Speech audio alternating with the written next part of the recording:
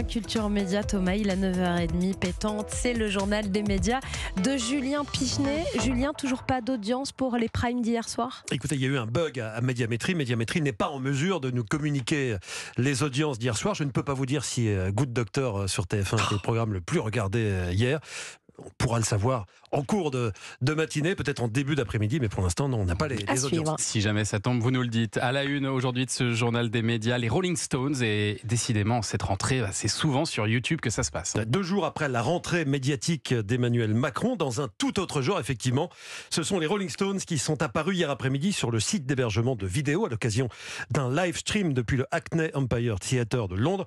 Le groupe mythique qui était interviewé par le célèbre animateur américain Jimmy Fallon, c'est un peu le Tom Hale américain. C'est vraiment l'équivalent. Ouais. Mick Jagger, Keith Richards et Ronnie Wood ont présenté leur nouvel album Hackney Diamonds. C'est leur premier album studio avec chanson originale depuis 18 ans. Et on l'a appris à l'occasion de ce live stream. Il sortira le 20 octobre. They are my absolute favorites, and they're here with us today. Please welcome Mick Jagger, Keith Richards, and Ronnie Wood, the Rolling Stones.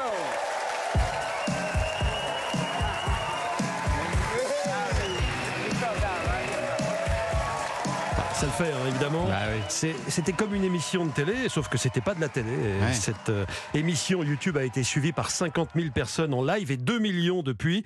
Pendant cette émission, les Stones ont aussi fait écouter à leurs fans le premier single de l'album Angry.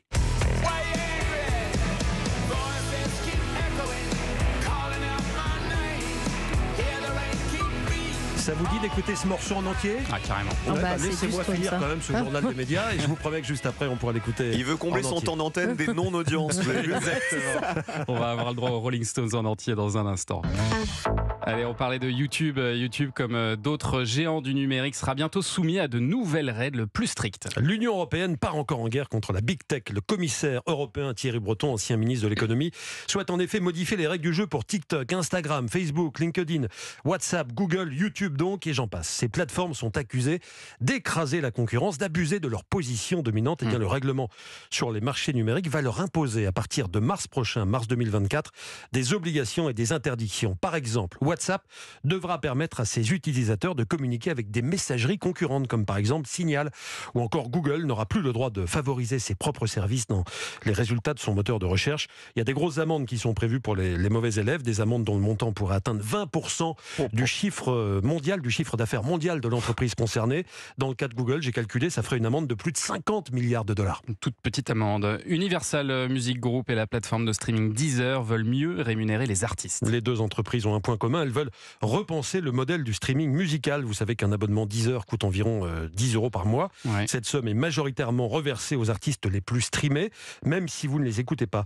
Deezer et Universal souhaitent que soient désormais pris en compte les écoutes individuelles des abonnés.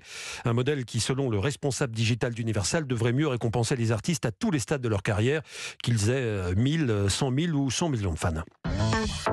Et puis J-1 avant le coup d'envoi de la Coupe du Monde de rugby. D'après un sondage, une majorité de Français souhaitent vivre cette Coupe du Monde à travers les réseaux sociaux. C'est ce que dit un sondage Odoxa réalisé pour Meta. Plus de la moitié des Français, près de 58% exactement, comptent échanger, interagir sur les réseaux sociaux autour de cette Coupe du Monde de rugby qui commence demain en France. 58% des Français et 80% des jeunes. D'après Gaël Slimane, président et fondateur d'Odoxa, il faut s'attendre à voir du ballon ovale dans tous les sens sur les réseaux sociaux pendant les semaines qui arrivent. Depuis 2007, date de la dernière Coupe du Monde en France, tout a changé. Ah bah là, on est en train de monter d'un niveau. Quand on échange sur les résultats, on a eu l'occasion de le faire avec Dimitri Yachvili. Il nous évoquait les différentes Coupes du Monde auxquelles il a participé. Certaines où il n'y avait pas encore les réseaux sociaux, d'autres où il commençait à émerger en 2011 notamment. Là, ça va être inédit. Là, on aura un volume d'échanges absolument insensé. On l'a déjà vu sur la Coupe du Monde de football au Qatar, où il y a eu énormément d'échanges sur la Coupe du Monde de foot. Là, sur cette Coupe du Monde de rugby, ça va être massif. On aura un très gros volume d'échanges sur les différents réseaux sociaux de la part de l'ensemble des Français et plus particulièrement des jeunes.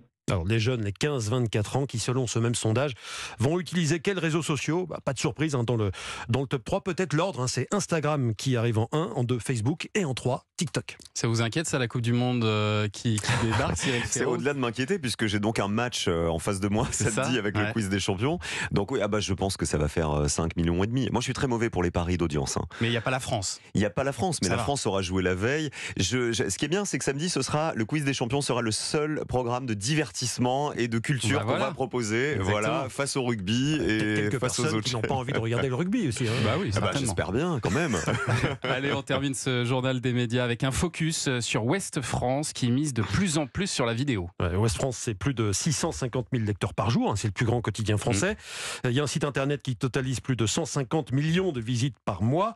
Il est dans le top 5 des sites d'actualité en France. Mais Ouest France, depuis cet été, c'est aussi des talks autour du sport. Justement, si vous êtes habitué de westfrance.fr, vous avez peut-être vu passer des vidéos autour du Tour de France cet été, autour du football et du rugby depuis quelques jours. Jusqu'à la fin de la Coupe du Monde, il y aura une émission tous les lundis, 15 minutes chrono. Pour ces émissions qui durent en général de 15 à 20 minutes, Ouest France a investi dans la construction d'un studio télé. Alors évidemment, ça ressemble à un pari assez risqué de se positionner sur un marché très concurrentiel, les talks de sport. Pour Édouard Rescarona, en charge à Ouest France des projets innovation numérique, il fallait impérativement se diversifier de la sorte. On a ce qu'on appelle chez nous un droit à l'expérimentation, à tenter des formats, et on forme nos équipes à la prise de parole, à l'animation. On n'est pas une chaîne de télé, on accepte les petites imperfections. Ce qu'on veut, c'est qu'il y ait du contenu éditorial de qualité pour pouvoir finalement donner envie à des gens de prendre un format de 15 minutes qui nous résume une actualité sur un événement, plutôt que d'avoir à lire, etc., etc. Et le format vidéo, pour ça, est un format aussi qui va toucher des plus jeunes et qui peut nous intéresser en termes de développement. Ils expérimentent sans pression, les résultats sont plutôt positifs parce que certaines vidéos atteignent plusieurs centaines de milliers de vues. Et ben voilà encore un nouveau concurrent pour la télévision. Merci Julien pour ce journal des médias.